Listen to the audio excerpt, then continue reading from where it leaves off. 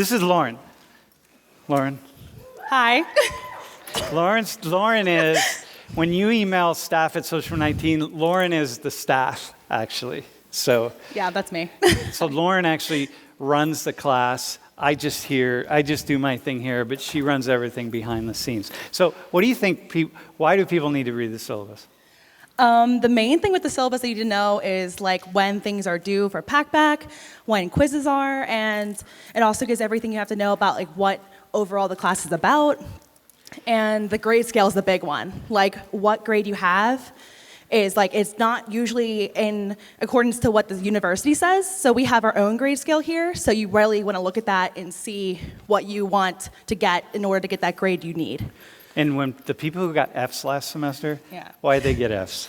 They didn't read the grade scale, and they didn't do the assignments. They didn't even know. There were people at Yeah. the end of the semester who said, I don't even know what packback is. That's true. Right? No, you're not Many wrong. people. Yeah, people had no clue what some of this stuff was. I'm like, well, just read the syllabus, you know? So it takes probably, half hour to read the syllabus? If that. If you just take time and read it all through once, this shouldn't even take you that long. And where should people send emails? Every email in the class should go where, Lauren? The staff at social19.org. Do not email my personal email, please, and not my Canvas. I won't respond because I have other classes. I'm a student too, so I have enough to do with that, and so that kind of bogs it all down. So if you just send it to this email, I'll definitely respond super quick. Like super quick, like within an hour, and if that, like within half an hour. Lauren sets her alarm clock at night. She wakes up 5 times every night just That's to not check true. email, man. No, I don't. Don't email at 4 a.m. and expect a quick response. But otherwise, I wake up really early, though. And if you have any questions or whatever, Lauren's always here sitting in the back at the top. The back top corner. Yeah, right there. Cool. Packback stuff. What happens if we send me or other people that work at Wink emails via Canvas? What's that? What happens if they send me an email via Canvas? Nothing happens. It goes into a dark hole. It goes into the trash. Yeah. Please don't send me emails via Canvas. Only send them to staff at social19.org. Right there, man. That's your fastest way of getting a response. Cool? All right, man. Yo, thanks. Another rocking semester. Heck yeah. All right. See ya. Yo, give it up for Lauren, man. You know why? Because she deals with all the headaches, man. I don't deal with any of them. So that's why she makes the big bucks. Okay, so listen. We're going to do a kind of a unique class today and maybe the next class. But in doing so, let me just say a couple things. Once again, I want to go back to what I said last time about the case studies and the conversations that we get going. I mean, we'll get some conversations going in class between us. There, 4 microphones in the room. We'll start to make things happen. But a big part of this is learning from each other, and it means that we have to develop a certain comfort level in having a conversation and talking about these things. And it's really risky, as we know, right? It's risky talking about this for everybody. I know if you're white, you sort of intuitively understand the risks of talking about race issues in a public space. It's just part of it. But it's not just people who are white in the United States. It's risky for everybody because everybody can step on certain landmines and so on, and landmines that we don't even necessarily know are there. And that's part of the issue. And as well, what might be a landmine or what might be a problem for one person isn't necessarily a problem for another person. So there are many times throughout the semester, I'll offend a handful of people because of something that I say or maybe something that I don't say. But, those same people who are offended at that thing that I say aren't offended at something else that I say and somebody else in the class is offended by. You know what I mean? So we all have those things that kind of ruffle our feathers a little bit. And we have to remember that, everyone has different feathers, different kinds of feathers that get ruffled, so to speak. Okay, that's really, really important. So, you might think that, you might, we can just leave it there. Okay, we'll let it go right there. And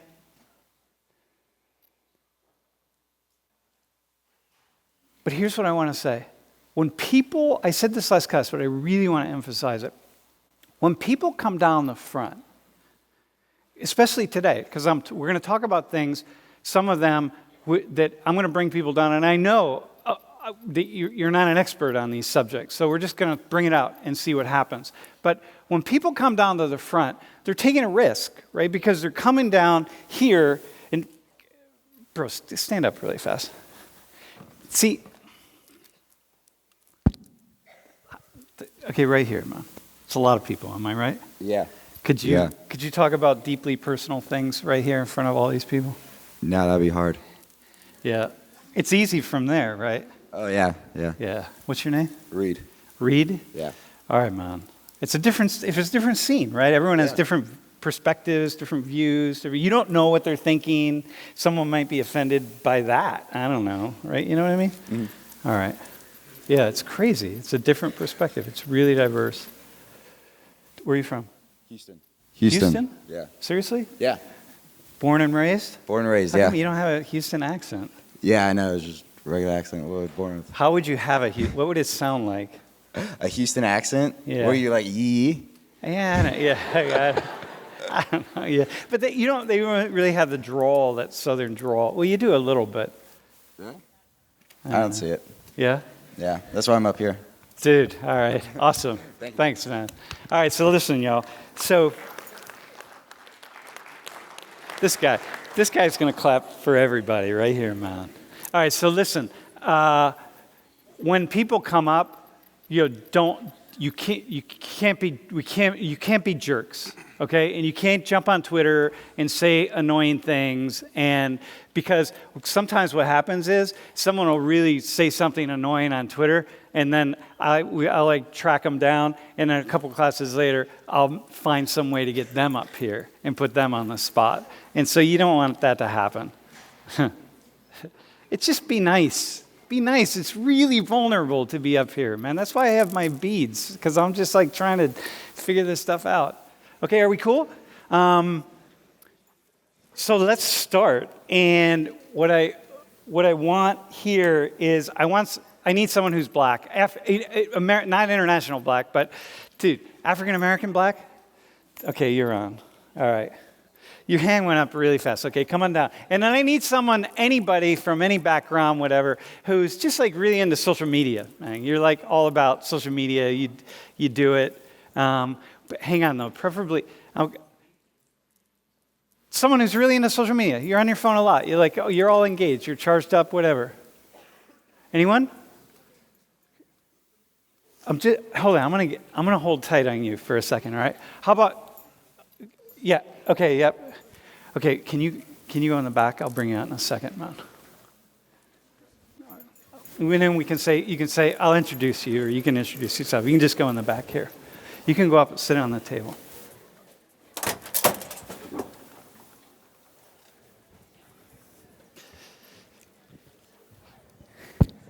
Okay, wait. Hi. How's it going? Good. What's your name? Annika. Wait, say it. I'm Annika. Annika? A-N-I-K-A? A-N-N-I-K-A. Where are you from? Estes Park, Colorado. Oh, seriously? Yeah. Damn, Colorado. Weed's legal in Colorado, isn't it? It is. Yeah? All right. Do your parents smoke? No, not at all. I was born and raised in Texas, so. Oh my God. Yeah, they don't do that in Texas. All right. Ask this guy. He knows. He knows all about that. All right. So listen, man. What I want you to do today is tell us about that. What? Yeah, like you don't. Hang on. So you don't. Let's. Wait. Do you have anything to say? No. Okay. All right. Well, hang on. So. Yeah. This is dedicated to the section in front. All right. So here's the deal. What do you think? So hang on. What do you think it is? What do you think it is? Twitter's just Twitter. In my opinion, like, it doesn't matter who you are. It's just Twitter. Uh-huh. So I don't really know what the stereotype is there. Uh-huh. Like black Twitter. Yeah, you don't have, what do you imagine it might be? Because it's something. Am I right, bro? It's something. Look at all the black people in here going, oh, yeah. Yeah. It's something, all right. No, it's not bad. It's not, no, he's not going to help you out. It's not bad. It's just like. I don't know what it is, though. You don't have a way of. No. Yeah? Okay, what's it like not knowing? It's just weird because I feel like there's a lot of people out here who know, and I have no idea. Okay, which is fine, right? Just like I have no idea about Colorado, or there are lots of things that lots of other people don't know anything about, and just is one thing you don't know anything about, right? Okay. All right, man. Do you want to take a guess?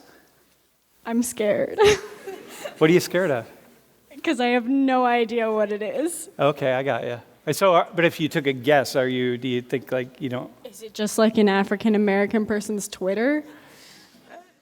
Yeah, you could say that. Yeah. That's one way of saying it. Am I right, bro? All right. Yeah. All right. Hang on. No, it's good. It's good. No. So this is it. It's because it's just. No one's laughing at you. No, You get that, right? Yeah. Okay, cool. Because it's really cool, actually. All right, man. All right, man, you're on, my friend. What's your name? Jason. All right, hang on. Jason, have a seat.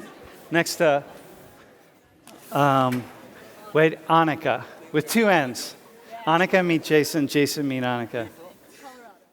Wait, hang on. Hold on, I'm gonna get another mic here real fast. All right, Jason, where are you from? I'm local, so I've lived here for more than 12 years. I was born in Tennessee, but I've lived here since I was like 10 years old. Here, meaning State College? State College, yeah. Yeah? All right, a local state college and collegian. Yeah. Hey, explain that. Dude, wait, hang on. Did you get a close-up of his face? Get a close-up of his face. Hang on, we're gonna repeat that whole thing. You ready? So, go up just a little. Okay, hang on. All right, Jason, explain that. So Black Twitter is kind of like, it's Twitter for the black community, so you know. You were right. So it's like, an outlet for, black people to be, it could be for people being heard, just different opinions that most people don't even know about, stuff that only black people would get, hence Black Twitter, Like, can you give us an example? Lots of different opinions. But Black Twitter is kind of crazy, though, because you see the different perspectives and different opinions of different black people, different sides. So, for example, when black dudes get roasted for not dating black girls, and they have that whole discussion on Black Twitter, it's part of the community. But it's all one community. It's like a cesspool of lots of different opinions. But it's part of the culture at this point. So, ask him a question. Or what question do you have for him? How do you find it? Oh my God, dude, that is like awesome. That's the question. That's the question that all people who are not black are asking that question. They're in the class right now. Everyone's on their phone like, what the fuck is Black Twitter? How do I find this shit? Yeah, all right. Is it an app? Yeah, how do you find it, man? So Black Twitter, it's harder for some people to find because it's like, it depends on who you follow. So for black people, they have easy access to Black Twitter because you follow a lot of black people. And so, a lot of news or anything that goes on, people will be reacting to it. You add new people and then you're kind of into that system. But it's mostly about, just finding black people to follow, people who tweet a lot, and then slowly but surely you get into it. Now, will you understand it? I don't know. Do you have another question? But you can find it. Is it like serious? Is it silly? Like what's mainly on there? Oh, dude, these are awesome questions. Great, yeah. It's all over the place. It's It's a hot mess. it really is. It can. Oh my goodness. It's awesome, man. Bro, you should have seen Black Twitter when Lizzo was doing all that stuff, man. Oh my God. Oh my God. Anybody else have a question? Who's got a question? Anyone want to throw a question out? Anyone want to add anything about any Black Twitter experts in here? Want to throw something out about something else that it is? Anyone want to kick something out? Anyone else have a question? Wait, hang on. Here we go. Black Twitter is also a resource for different black artists and different people who are starting businesses to get their stuff out there because it's not a lot of recognition. Mm-hmm. So it's also not, there's also the serious side. And it's pretty cool, actually. There's a lot of my friends are really use it in a really awesome way, in that way. Yep. Anybody else? Anyone else have a question? Are we good? All right, man. Hey, so Annika, did you learned, you got it, right? How's she going to find Black Twitter? Like, how do you find it? Tell her how to find it, because this is what... Follow black people. Follow him, man. Are you on All Twitter? right, yeah. I am on Twitter. Dude, here. Okay, we'll move on, and you... I didn't bring it for once. Dude, you're going to hook her up on a... My @ is dat black homie, DAT black homie. Dude, right there. All one word. You know you're really in Black Twitter when homie is part of your username. What's your name? What is it? Jason. No. What's your... Oh, dat black homie. DAT black homie, all one word. Dat Black Homie. You got that, right? I got it, yeah. All right, man. Awesome. Thanks. Thanks, Dat Black Homie. All right. Dude. All right.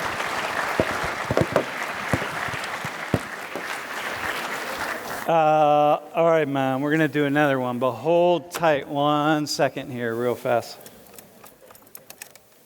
Are we good?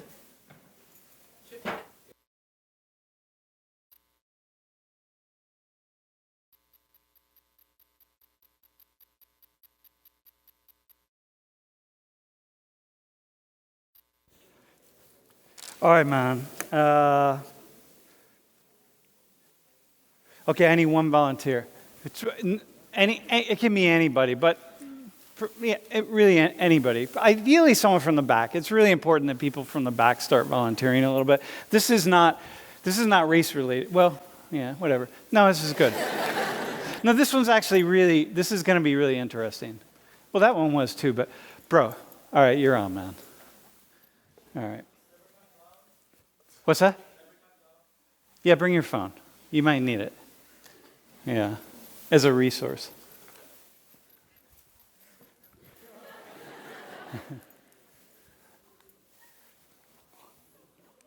By the way, it's generally speaking, people in the front are more likely in the very beginning to volunteer. And if I keep calling on people in the front, people in the back just start getting to the place where they never volunteer. So I'm going to really push for people in the back. What's your name, bro? Nathaniel? Yeah. All right, man. Where are you from? Atlanta, Georgia. Wait, speak in the mic. I'm from Atlanta, Georgia. Damn, is everybody so we have one homie and then everybody else. Yeah? You live there all your life? Born and raised. Yeah? All right. You don't have a southern accent either. Does anyone? I thought southerners... whatever. You got to go like deep south for that. Deep south? All right, man. All right.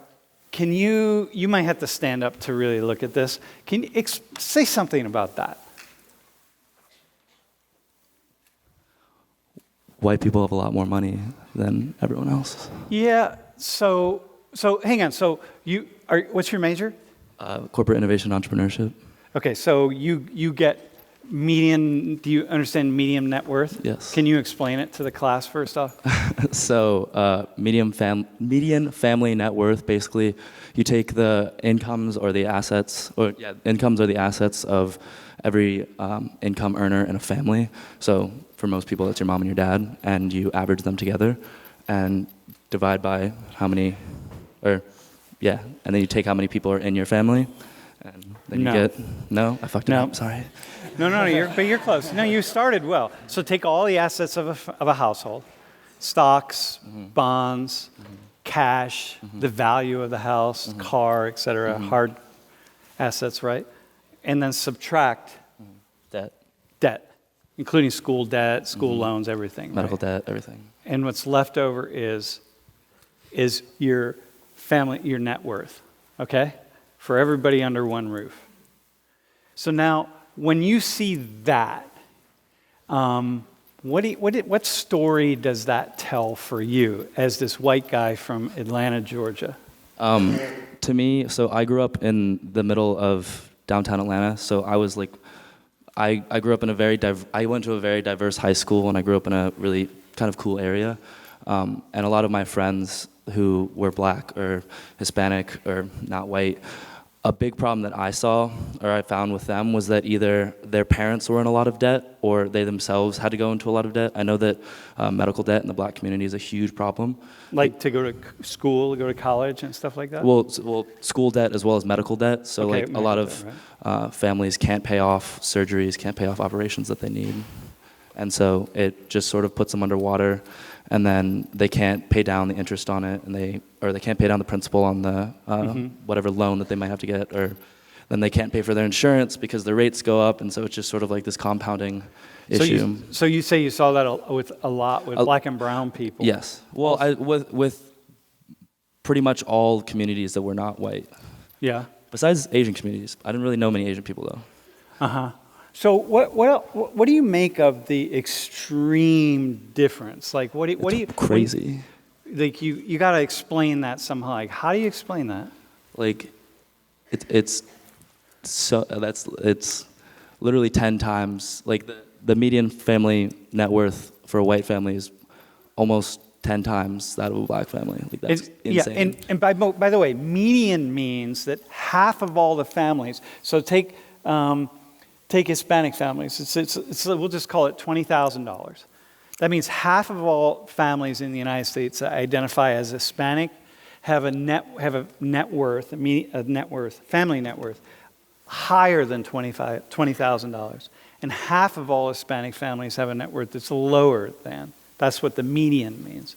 So where do you think that comes from? Like when you look. By the way, we don't have Native Americans up here either. Native Americans would be down here like much lower. But what kind of story do you tell yourself about where that comes from? So something that's interesting about it being the median rather than the mean is that it eliminates the outliers. So that's not taking into account the billionaires and all that. It's also not taking into account the people that are really, really, really, well, it is taking it into account, but it's not affecting the statistic as much because it's the median rather than the mean, so it's just the middle, you're not averaging it out. And so it's even more striking to me because I think that number might even be higher if you did average it out because, traditionally the very, very rich people are also white. Uh-huh.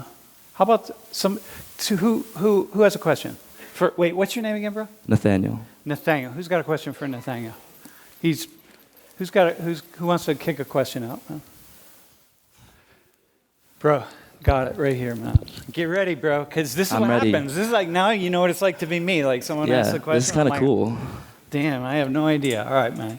Kick it out to him. So my question is, could you attribute some of the difference to difference in population, like the number of people of each race in the country? I have absolutely no idea what the difference in population is. Off the top of my head, I think no, because isn't it true that in 20 years, white people are going to be the minority in America? Am I crazy? Am I smoking crack? Nah, you're not. Well, you might be, but you're not. You're all right.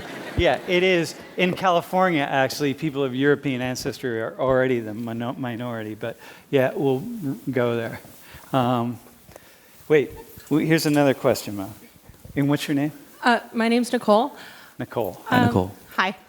Do you think that it has something to do with your corporate entrepreneurship? So do you think it has something to do with opportunities that white people are given over people of different races just because they're white, and that might be what's contributing to this? Is that they're going after the same opportunity, but people in power aren't giving it to them? Yeah.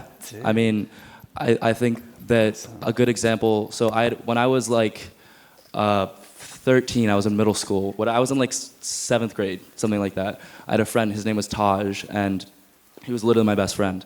And I didn't know that his dad was in jail, and he'd been in jail for 15 years. So it was literally his dad. Oh no, sorry, not 15 years. He'd been in jail since he was 2 or something like that. So he didn't have a father figure. He only had a mom growing up. That's very, very, very, very common in a lot of black households, is having one parent. In your community. In my community. Yeah. I knew 3 black people that had full families, mom and dad together. Because Atlanta is also the hub of the black middle class, man. Yeah. You go around the burbs of Atlanta, Like, so here, let me just say a couple things here really fast. Half of all black Americans are middle class. And then you have the percentage of black Americans who are upper middle class and upper class. And then you have the percentage that's working class and lower class. It's just that black Americans are disproportionately poorer than, let's say, white and Asian Americans, in terms of incomes anyway, in terms of wealth, right? European Americans, disproportionately. But we're talking disproportionately. So there are plenty of black people in this class who are just infinitely wealthier than plenty of white people in this class. So like you never just like the problem with showing things like this, and you're doing a nice job of it, but the problem with showing things like this is people start to associate being black and being brown with being poor. And you go to the burbs of Atlanta, man. I've driven through the burbs of Atlanta, like the black rich people and the damn, man. I'm like, shit, because I grew up working class. Go to Lenox Mall, you see like 8 Bentleys parked out front, and it's dude, exactly. And so this is the black part of Atlanta. So you're talking about the particular area that where you grew up and stuff, right? So and those fathers are not in jail. You know what I mean? I mean, they might get arrested for some kind of corporate white-collar tax fraud or something, but, whatever. They're not going to get arrested for some stupid shit, right? So anyway, yeah. Cool. Dude, nice job. Thank you. Yeah. All right, Nathaniel. All right, man. Wait, did anyone else have it? Well, we'll come back to this. This is there's a way. Do you have a question? I was going to ask, to what extent do you think that generational wealth contributes to the disparity that you see on that graph? Huge, and we're going to talk about that. Huge. This doesn't, it's like, it's huge. Oh my God. Because those of you know, those of you who come from money, regardless of what your background is, and your parents are writing checks for your Penn State education, and some of you, your parents are writing checks, but they grew up poor, but now they're writing checks, right? That's cool. And many of you, your parents didn't grow up poor, and their parents were writing checks for them, and now they're writing checks for you, and you're going to go do well, and you're going to write checks for your kids. It's generation. It's so important. You don't get this kind of inequality without people passing their wealth down to their own families. Yeah, but we're going to talk about that a fair amount, actually, because we really have to. All right, man. So next one. So I need someone who's Jewish. You want to go for it? All right, come on up. And then I need someone who's not Jewish. Doesn't matter. Can be anybody. Preferably, again, someone in the back half of the room. You can actually go outside there. Someone who's not Jewish. Can be anybody.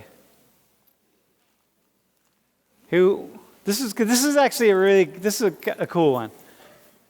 Dude, you want to do it? Come on, man. Let's go. All right.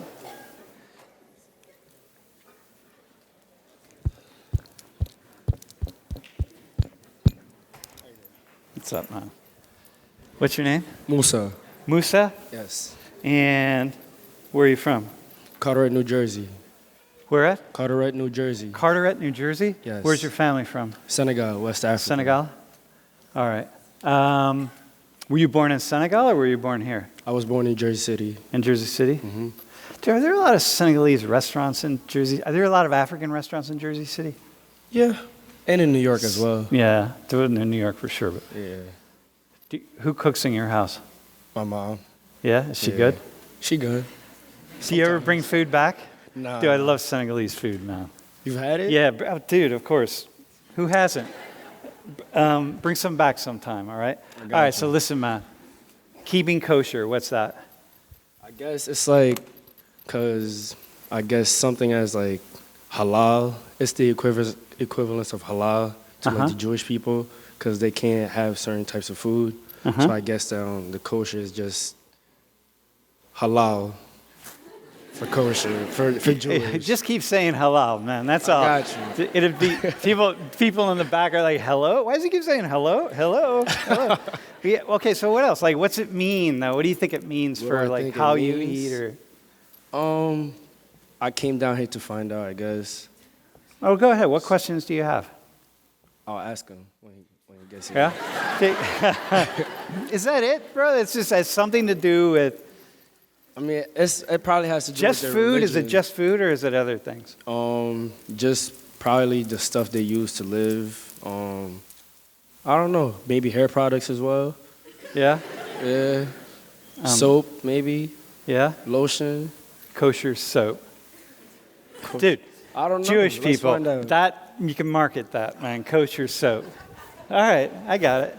No, that's good, by the way. It's good, nice. You did well. Thanks. All right. For a guy from Jersey City. Or Carteret, you said, right? All right, man. You got me put me on the spot. Okay. Wait. What's your name? Alex. Alex? All right, have a seat. This is Musa. You never, hey, by the way, when you come down the front, I just always put the table here, but you don't have to sit on the table, but it just seems like it's more comfortable. Musa. What's kosher? So it's a set of rules that Okay. Jewish people like eat their food by. Mm-hmm. Wait, you talk can't- right into the mic. Sorry, like you can't eat pork, and there are like specific rules. I'm not really 100% sure on what they are, but So, like, do you use it in, like, different types of products as well other than food? For, like hair products, maybe? not really. It's really just about what you ingest. Like an example is Crest toothpaste has gelatin in it, which like has pork, but you're allowed to use it because you're not like ingesting it. Ingesting it. Cool, so I'm not breaking any rules either. Dude, you could be Jewish. No, You're I'm right. Muslim. Yeah, but you don't eat pork, right? So that's Right. good. You're halfway Jewish. Yeah. Damn, all right. Halfway. I mean, If yeah. you put it that way. you I'm know? halfway. I'm circumcised, so I'm like 3/4 of the way there. Seriously. No, I was named my mom. So I was the fifth kid, right? Like my mom, she was bored having kids by the time I came. She was just like, fuck, another one, all right? So the doctor, so I was born, and they said, what are you going to name him? And she said, well, I guess I like your name. And my doctor's name was Samuel Zucker. He was Jewish, her Jewish gynecologist. So she named me, I'll just name him Samuel. That's how lazy she was. So that's how I got my name. So between Shmuel, in Hebrew is Shmuel, and I'm circumcised, I'm like 2/3 of the way Jewish. I don't eat much pork either. It's pretty close. So That's you right. could be halfway Muslim as well? I converted to Islam, actually. So, Did you? Yeah, a while back. It was an accident, but it's all good. I'll tell you the story sometime. What else is there about keeping kosher? Do you keep kosher at your house? No, actually, my dad's Roman Catholic. And He's my Catholic? mom's Jewish. Yeah, so we don't keep kosher, but my grandparents do. Yeah, so what else do they do? You have to have different like plates and sets of like cutlery for if you're gonna have meat or dairy, because you can't have them together. So you have two sets of dishes. 2 sets of dishes. You can't ever mix it. You actually like can't put them in the dishwasher together or the same sink either. Really? Yeah, it's pretty Dude, this strict. is serious stuff. So man. that's Yeah. like a lot of so you gotta pay more for electricity. I guess so. I guess. Yeah. But you don't use electricity during Shabbat, so you save it Yeah. right there. What is But Shabbat? actually, so Shabbat's like the holy day. So it's like the Sabbath, it's Saturday instead of Sunday Okay. for Jews, yeah. So that's like the days for you guys. It's for rest. For rest. Yes. Okay. Just like Sundays for Christians or Catholic. All right, Fridays are for Muslims. All right, cool. I get you. So in your household, it's cool. Like, your dad rests on Sunday, your mom starts resting on Friday night. You like got the whole weekend. Basically. Just kidding. Yeah. No. They don't really do anything. I don't know. Listen, man. Sorry. Any other questions about keeping kosher? Any Jewish people want to kick? Anyone want to? Wait. All right, hold tight, man. I gotta get all the. Dude, do me a favor. Can you run this up to the top, man? See that? Here, hang on. There. All right, thanks, dude. That's interesting, but actually a lot of people We got a question from the top. electricity because they keep the lights on Shabbat. Yeah. And you're not supposed to. Well, you're not supposed to change electricity. So Hello. You keep it on. Okay, so my dad works at a Jewish poultry facility in New York, and I know that I think it's once a month they have rabbis come in and they sacrifice a set of chickens and swing it above their heads. I wanted to know if you knew about that and why it's done, because I know that it happens, but I don't know why. I'm pretty sure it's just a custom. I've actually talked to the rabbi about that here. And I think it's just like custom. I might be a little bit wrong about that, but But that's as far as I know. they also slits the throat of the chickens, right? Because he wants to. Why is that? Do you know why? No. So that they have. Sorry, bro. So they have a humane. So they have a really humane death. Well, yeah. Have you slit the throat of an animal, by the way? Our resident hunter. You hunt. Me? Oh God. Do you know? Have you skinned animals? I have, yeah. Yeah. Like what Yeah. have you skinned? A deer. Have you and a slit the turkey. throat of an animal? Yes. You have? Yeah. If you don't She's get like it, a if you don't get rabbi it- right no, here. If you don't get a kill shot, you have to. It's the most humane way to kill No, it. exactly. So what's Yeah. it like? I mean, it's horrible, but it's just something you have to do instead of just letting it suffer. Bro, have you ever slit the throat of an animal that you're going to eat? Here, just give me your mic. Yeah. I have not, but I've seen it happen. Yeah. For religious purposes. Yeah. By my grandfather. Uh-huh. And yeah, it was kind of. It was yeah. It was. Well, it was really hard to watch because not the while you're best. like slitting the throat of the animal, like they're still moving and trying to get away, but like you have like people trying to like hold the animal down, especially like a sheep or like a cow. Yeah. So it's like a nice, fluffy, cute sheep. Dude, here's the thing now. Sure. Yeah, no, but listen, here's the thing, right? So you're saying, you eat meat. Yes. Do you eat meat, bro? Yeah. Have you ever killed any animal that you're going to eat? Not that I was going to eat. Not that. Oh, God. Would you though? I had snakes. Wait, hang on. You had what? I had snakes on my deck, so I killed them because my dogs were about to get into it with them. Yeah. Yeah. You didn't eat them? No. Yeah, snake soup, man. Listen, so here's the thing, though. You ready? This is what's kind of interesting. This is one example of 119 sort of pushing the boundaries a little bit. So it's really easy just to go to the grocery store and you walk down the aisle, the meat aisle, right? And you're like, yeah, I'm going to get we're going to make some beef stew or lamb stew or lamb chops and it is. So like, oh yeah, this is nice here. And then you pick up this package that's all wrapped in plastic and think like, oh, okay, this is great. I'm going to go home and I'm going to cut it up and I'm going to, put it in my soup. But the fact is, it was a living animal, like the one that you watched your grandfather kill or the one that, it's Emily, right? And that Emily killed. The difference is Emily, Musa's grandfather, and Emily are actually living, in some way, they're being true to who they are. And they're saying, I eat animals, so in a way, like, I guess I should kill animals. Because if you're going to eat them, why wouldn't you kill them? Like, why leave it to somebody else to do the killing? In this case, like, say, a rabbi or something. So it's like, there's something so thoughtful about that. Look, in my world, me, personally, if I were the king of the world, if you ate animals, you'd have to, at some point in your life, kill an animal. Like, you got to know what that is. Or else, we're just sort of, in some ways, living this, I don't know, living, it's like it's not very just, or it's something, I don't know what it is. Well, it's just a thought. I'm not, this is an example of me. There's no judgment here. There's no whatever. I know I just said should, but would. I don't know. But I'm just like really thinking out loud. Hang on, we'll come back to it though, Emily, all right? I want to keep going. Cool. Are am I going to assume you're not going to keep kosher in your house if you? I might. Yeah. Because I started coming to Chabad here, so. Yeah. Mhm. Dude, awesome, man. All right, thanks. Okay, man. Thanks.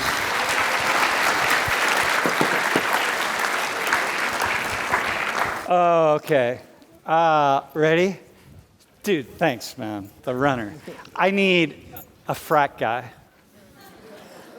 Preferably white, but it doesn't have to be white. Could be. No, not you, bro. You were already up here, man. Just a frat dude. Dude, might be you, bro. Are you in a frat? All right.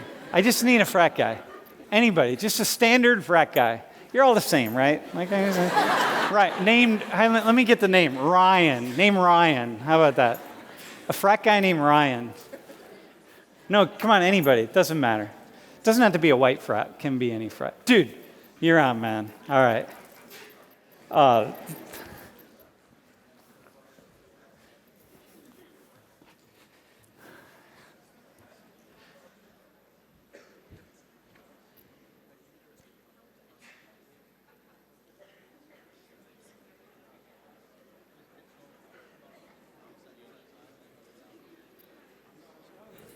Dude.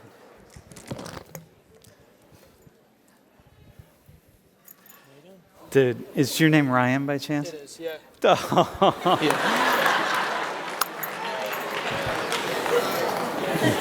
Okay.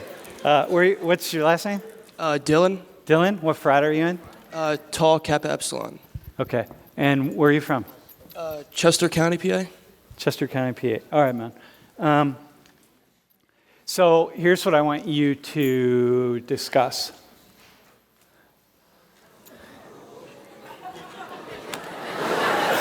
No, hang on. You're not dude, hold on. First off, I need to say something really fast. Sometimes I just pick someone because it's like nice for me to kind of narrow it down a little bit. And so I'm like, I'll pick a frat guy out. Because it's hard. If I just leave it up to everybody, I don't know who I'm going to get or whatever. So it's kind of nice. It just narrows it, and then it kind of narrows it to particular people. Me Too is less appropriate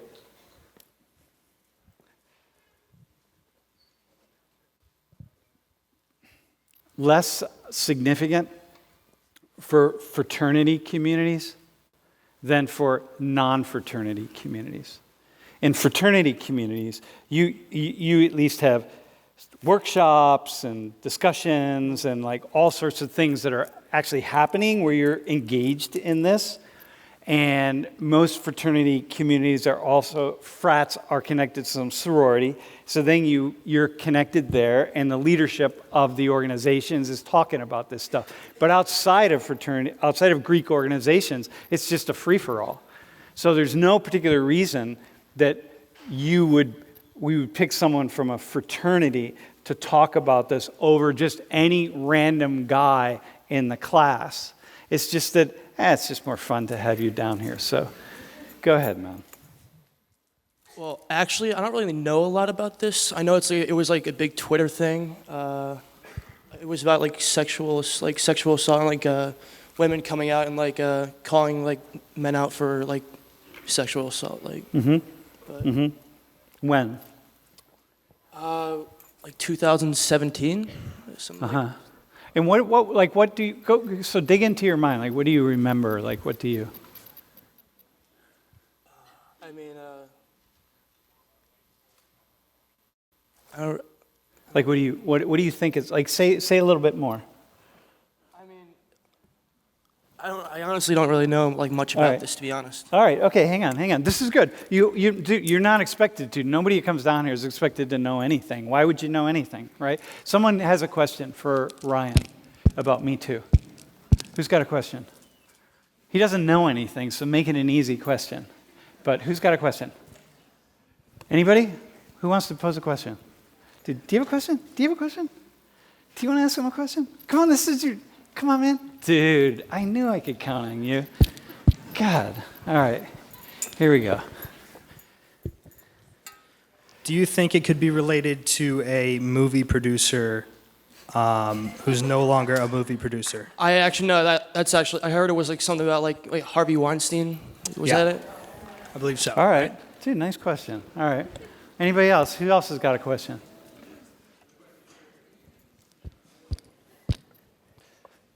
Bro, you're on, man. Thus far, your answer is good, by the way. You're on. All right, go ahead, man. So, are you aware of the like significance around such things such as sexual assault and like rape happening, or like being like almost like coming from, I guess, fraternities in a way? Yeah, I think like it actually is an epidemic in the fraternity system. Like I think it happens more than like people like say, and I think it's just like people who are just like afraid to like call people out for it, and like I think this is something that's good for like women around, like they have like a movement that they can like build around, and like start calling people out for like what they do, you know. But not just the frat community, right? Think about what I just said. What I said. Yeah, it's true. Yeah. Do you have anything else in a follow-up? Dude, who else has got a follow-up? Women? No women? Yo, man. All right. So I hear that you keep saying a lot of women. Do you think that it's just women that are experiencing this? Like, Whoa, good question. Nice question. Yeah. Well, especially in the prison system, like there's a lot of like sexual assaults for males. So. Yeah. I know. Hang on. No. No, it's a huge problem. No, hang on. That's it. Look, did you mean, no, dude, okay, hang on. Did you mean, is it just women who are being assaulted or using this? Wait, hang on. Yeah, so you interpreted the question like that. Okay, that's fair. Yes, ma'am. okay, it could be that too, but I'm talking about more so like, I feel like, you know, within a fraternity, do you think that there is assault of men as well? Like, I know you're in one, but yeah, I know. But like, you think that men could come out about this too? It's not just like a woman thing? That's what I mean. Dude. I mean, yeah, like, if someone like sees something happening, like, you should definitely call them out for it. Like. Mm-hmm. But sexual assault, do men ever talk about being sexually assaulted in the community? In your fraternity, for example? Not really. You guys don't talk about that? I think, like, especially with guys, they might be afraid to, like, say something. Yeah. Because, so here's the thing, right? So what's interesting is, like, you're good, like, you're good. You're rocking, nice. Also, where I thought you were asking, wait, what's your name again? Chevette? What is it? Navette. Got it. Neve. I thought you were asking, is it just something, is the Me Too hashtag something that's just coming out of from women as opposed to men are also participating, not as people who have experienced sexual assault, but participating as men who are standing up for the rights of women and standing up for women and pointing stuff out, you know. And so that's where I thought you were going. But, okay. Yes, we're going to do one final question, dude. You know, here's the thing about a class like this.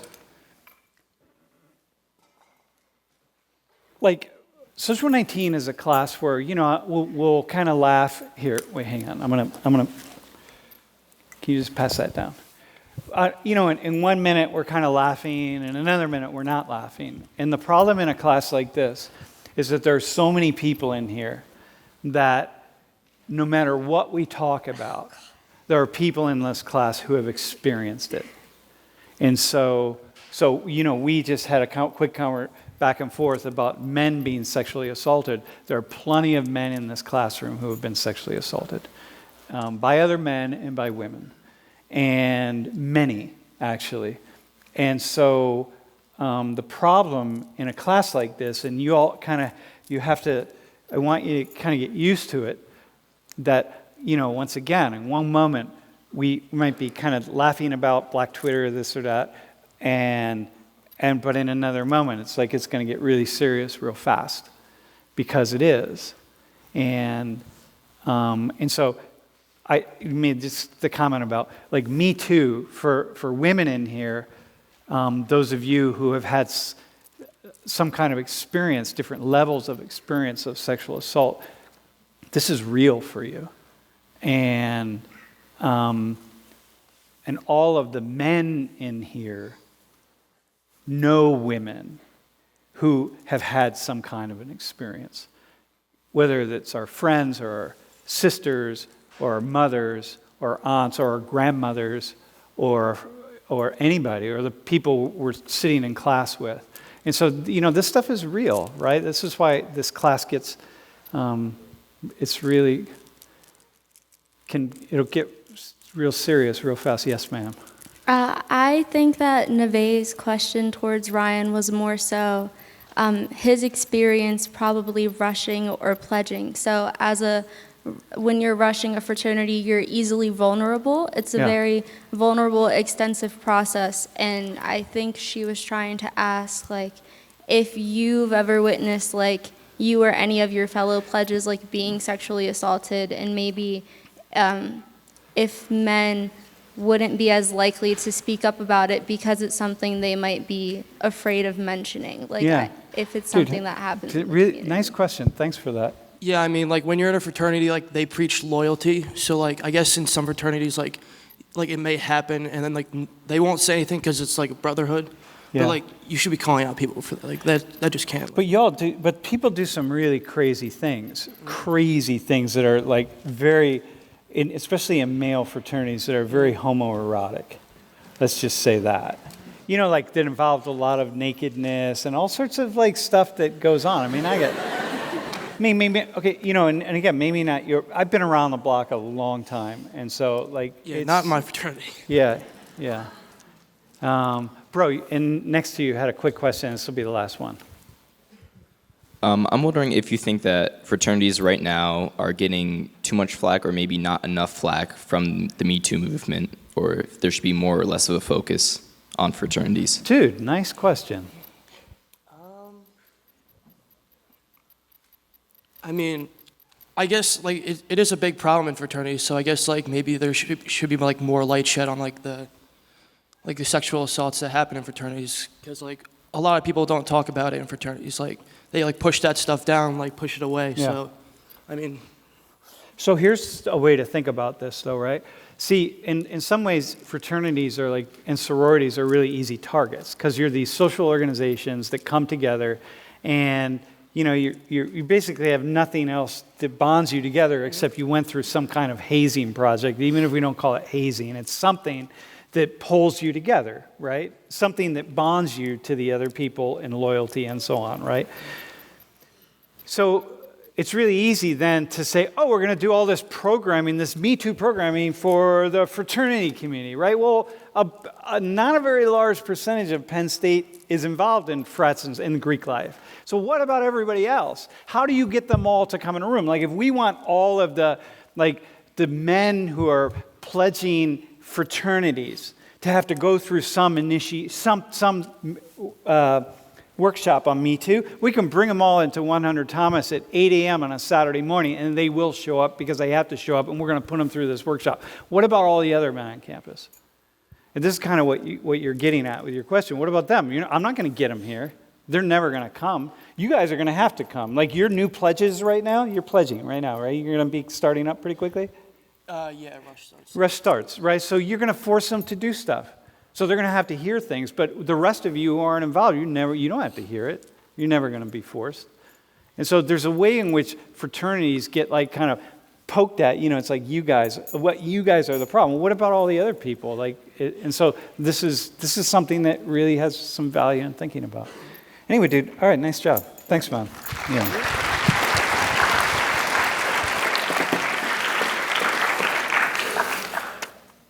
All right. We're going to go with, we have someone on the live stream? All right.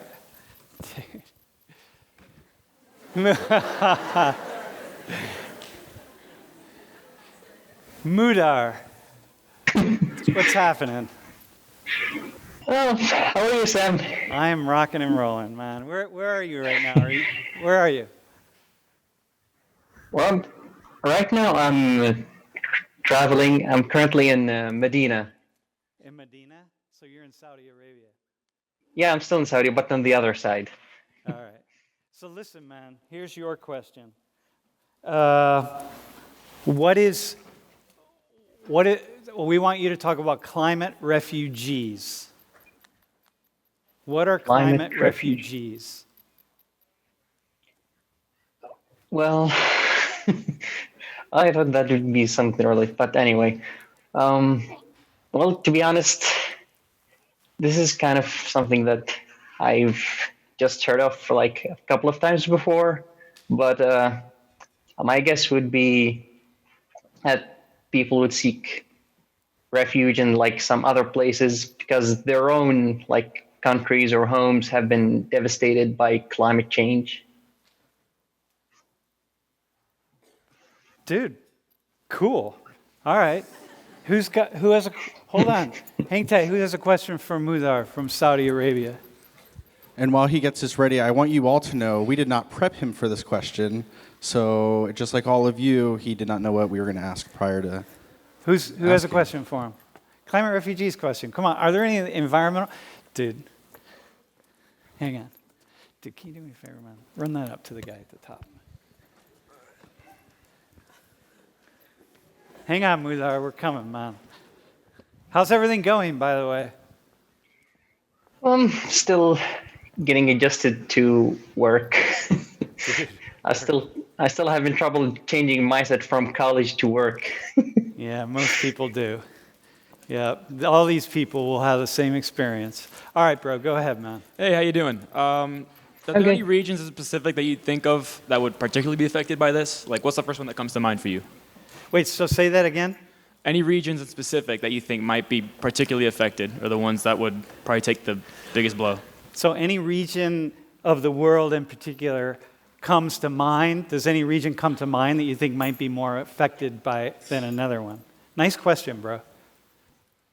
Well, I think that, like, knowing from the news and everything, you see, like, it's mostly the areas that are, like, the tropical areas. That's what I'm thinking of. Probably because they're most, like, you have the most plantation over there, like trees and forests and everything. And they're like, there's no one who is regulating what's happening over there. That's what I'm thinking. But there are also other areas that I think that would be most affected because there is no environmental regulation, or very little, like in some developing countries. I can't think of any on the top of my head, but there is just industrialization happening at a really fast pace that there is no environmental regulation happening to counter it. Dude, nice. Good. Bro, did he answer your question? Yeah, nice question. Good answer, bro. Who else has got a quick question, and then we'll move? Yes. Do you think there should be any sort of like protection for people in Australia or people in Puerto Rico facing the earthquakes that should allow them to be able to travel outside their country? Because I know in Puerto Rico, after the earthquakes happened, airline tickets ended up like tripling, which I just think is completely unfair because they're trying to like get safe and make sure their families are safe. So do you think there should be some type of government action to ensure that they can be able to stay safe? Do you understand that question? I think so. Well, here's the thing. Most of what's the like the refugee operations and or what you would call them, is mostly governed by governments, and governments essentially wants to increase their profit at somehow, is what I think. More and more governments are trying to become like capitalistic, is what I think, because they're influenced by the US government. So I think that's why the prices would like shoot high when there's like a crisis or a catastrophe, despite the humanitarian obligation that these governments should have, which I think should be the situation as well. Bro, nice, man. All right, cool. I think that's it. Bro, thanks for joining us, and we'll catch you on the flip side. All right. All right, man. I see. All right, next, let's see, where are we going to go here? Just anybody, anyone at all, man. And this is actually a really, okay, you're on at the top, yep. I was going to pick you, but I know I'll be able to pick you. All right.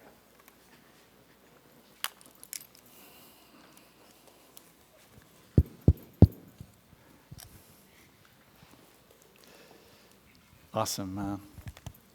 Hi. What's your name? Emma. Emily? Emma. Emma? Yeah. Where are you from? Westchester, PA. Westchester, PA. All right, here's what I want you to tell us about. What do you know? I don't know what that is. Fanaticism? What do you think? Like fanatics? All I can think of is, like fanatics, like. What do you think it is? You can sit up here. You don't have to, but if you're more comfortable. Well, I mean, the first thing that comes to mind is like, I'm from Philly, so I think of the Philly fanatic. Okay. Okay, cool. But then I think of like, oh yeah, Philly. Woo. I think of like sports fans, I guess. Okay. I don't know. All right. And what, like sports fans, like what? What makes someone a fanatic?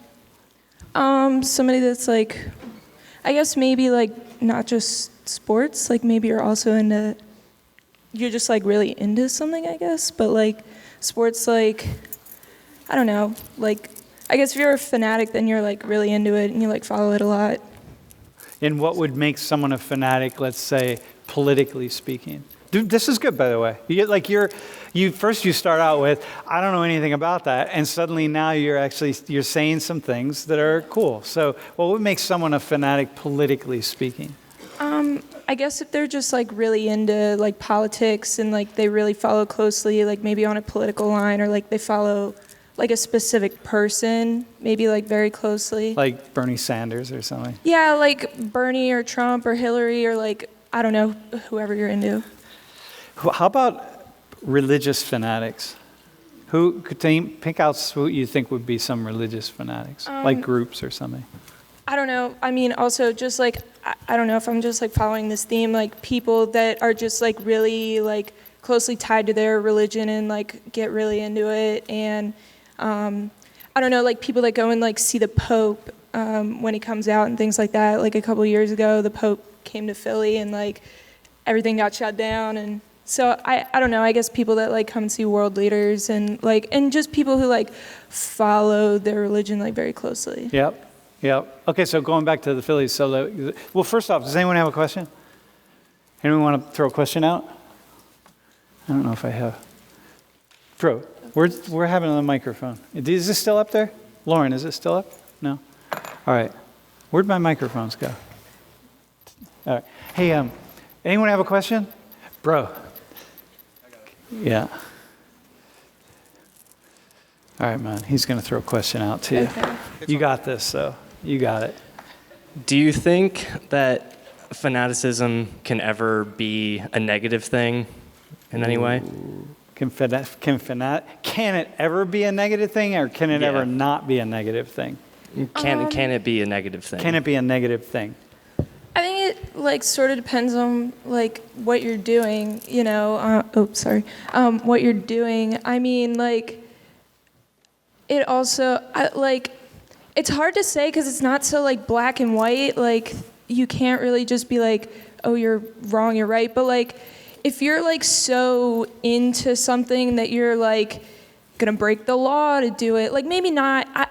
It's hard to say because like Martin Luther King broke the law, but like he was like doing what he thought was right, and it's what like ended up being right. So it's like I don't think there's like a right answer to that question. It's like what you think is right, and like what might be wrong at the time might turn out to be like what's right later. But like I don't know, like if you think like killing people and stuff, like I just don't know. Killing animals. How about that? How about factory farming? How about just killing, slaughtering, mass slaughter of animals, that in the future, we might look back and people like Emily here, or Musa's grandfather, will hold them up. How many of you have killed, raise your hands if you've killed an animal. I don't mean run over a squirrel in the road. So that we would say we would look back at people who didn't do that, who just went to the supermarket and bought meat in a plastic container. We'd look at them as like really horrible people, right?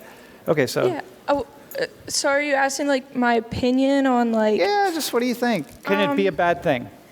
Can animal slaughter like be a bad thing, or just like can killing animals be a bad thing, or like if you go overboard with it, or I think like I've seen like the movies and I've read the literature and stuff about, you know, like slaughtering animals and like those, like I've seen a few documentaries on like Netflix and stuff, and there was a time when it like affected me so much that like I stopped eating meat at one point because it was like horrible to me. And, you know, and now I do eat meat now. I try to be like more sustainable with what I do, but like I don't really think that like it's like up to you, you know. If you think it's wrong, then like don't do it. But like I just kind of like subscribe to the feeling that like I'm gonna let like you do what you want to do as long as it doesn't affect me. Okay, we'll talk about that in the semester, about the ups and downs, the good and bad of that, the whatever, bro, right? Like, final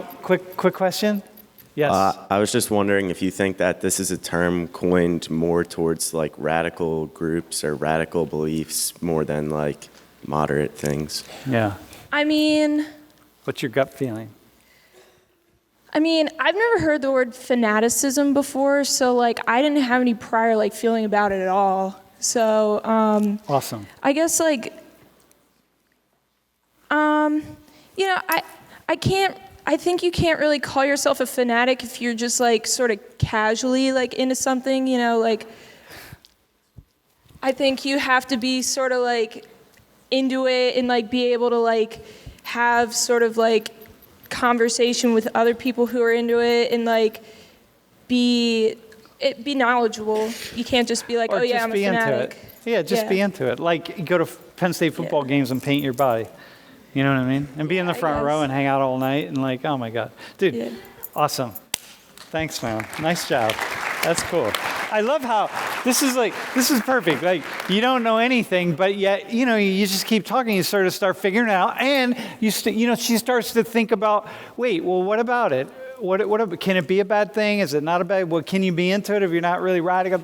What about if I live in this world where I think that people should just follow what they want to follow and do their own thing? Well, what are the implications of that? Like all of these things. All right, so listen, man, we have one final one. And for this, I want someone who, this is going to go fast. I want someone who watches because they enjoy a lot of Fox News. Not Emily, you're like golden. No, I mean, you watch it because, you know, it's like you lean more in that direction. So somebody, anybody. This is a fun one, by the way. You're not going to be put on the spot at all. You're actually going to have a lot of fun with this. Dude, is that you? Watch Fox, but related, you know. Related stuff? Not really Fox, but other stuff? All right, dude, come on, man. You do. Yeah, Fox is sort of in some ways like a euphemism for. All right, hang on one second, dude. This one right there. You got that one? Wait, Yeah. What's your name? My name's Andrew. Andrew. Where are you from? I'm from a suburb of Pittsburgh. Suburb of Pittsburgh. All right, have a seat, man. Tell the class what a social justice warrior is. To me, a social justice warrior is a leftist ideologue, someone who Fanatic, maybe? Yeah, fanatic, ideologue, sort of same deal. There's someone who is worrying about social problems in our society that, to me, are not that significant. Things like factory farming? Factory farming, I guess. I don't really associate that with social justice warriors. The biggest one I think of is gender issues. That's one that pops into my mind. But like Me Too? Sure, Me Too. But that's not that significant, though? Hang on. No, hang on. Yeah, so this is what happens. No, this is where we get, I'm just going to help you. So now that I'm digging, you could say Me Too is a social justice warrior, but the one that immediately comes to mind is gender stuff, and I don't consider that significant. Just gender stuff, right. Okay, like what kind of gender stuff? Like how many genders are there, you know? Oh, right, okay. Like, let's get the name right. Like, are we, Right. Yeah, right. All the names. Okay, which we'll talk about in here. Okay, so that one, right? Yeah. Get the right genders. Are you cisgendered? Are you this, that, Right, the and other? that's just because that's what gets the most media attention. There's probably infinite number of social justice warrior topics. But some of them get more attention than Totally. others, and you think Yeah. like, okay, hang on, can we get past this and get to more serious issues like climate refugees? Right. All right, bro, go ahead, man. We have a question from the front row. Yeah. Have you ever considered that those issues matter to other people? And that's why they are warriors for that. No, okay, hang on. So the question is, what about, how do you deal with social justice warriors when everyone, like this is what we were saying about fanatics, every issue matters to somebody. And so what do you do for that? You try to find common ground. All right. Dude, by the way, your question had an edge to it. You know what I mean? Yeah, I mean, I think... Ask the question in a different way. Yeah, I think... Yeah, it was definitely start your pointed. question with, how about... I mean, it's a fair question. Yeah, like, I mean, I think there's things on both sides. Like, there are probably things you care about as well that you maybe are passionate for. And I think part of it's maybe... I'm not saying you, but I think people sometimes online are a little too violent against each other, and they assume that these people fighting for these other topics may... Okay, so but I'm gonna restate your question though. Yeah. So the issue is, what do you do about when people are, these are really serious issues and people are really, really serious about them? Like, for example. So I guess when I say they don't matter, maybe that's not what I really mean. What I mean is they get a disproportionate amount of media attention. Yeah. There's a lot more pressing issues that the world is facing today. Our country is so divided. We're facing a massive technological revolution that's going to put tons of people out of work, and we have to face things like that. Yeah, I get you're facing climate change, my friends. That you all are facing that. That is a train that's coming down the tracks. But let's talk about something over here. And but neither, bro. All right, here, hang on. Are you an SJW, by the way? Oh, you're not? All right. What's your name? I'm Katie. Katie. So you said that our country is divided, but don't you think by bringing up these issues that might not be relevant to your life, that it's relevant to somebody else's life? Okay, hang on. We're going to ask it a different way, though. So what do you do when you bring up the issues, but they're not relevant to your life, one person's life, but they're really relevant to somebody else's? Well, so I don't know. No, hang on. So you sort of responded. Right, so it doesn't matter to me.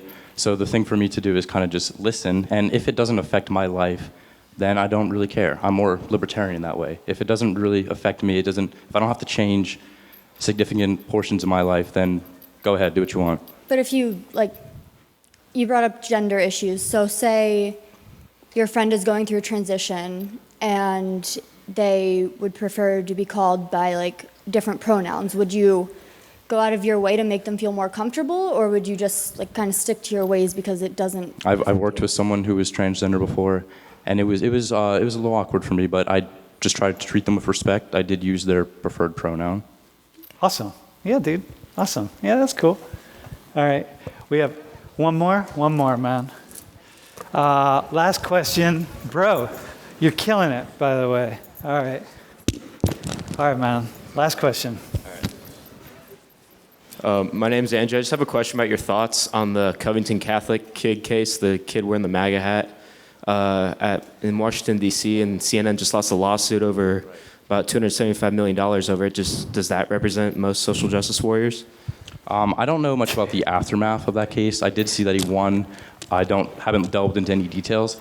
But when that issue first arose, the most startling aspect of it was to me is how we had just completely different stories. It looked like different events depending on who you asked. Yeah. And that's a symptom of a larger problem in our country. And that's really what I was focused on when that whole issue came up. Dude, awesome, man. Hey, dude, by the way. Okay, so don't forget Monday, we don't have classes, so you have MLK Day of Service, and if you don't do that, we have the Day of Dialogue happening here in Thomas Building. I sent you an email. Sign up, man. It's going to be cool.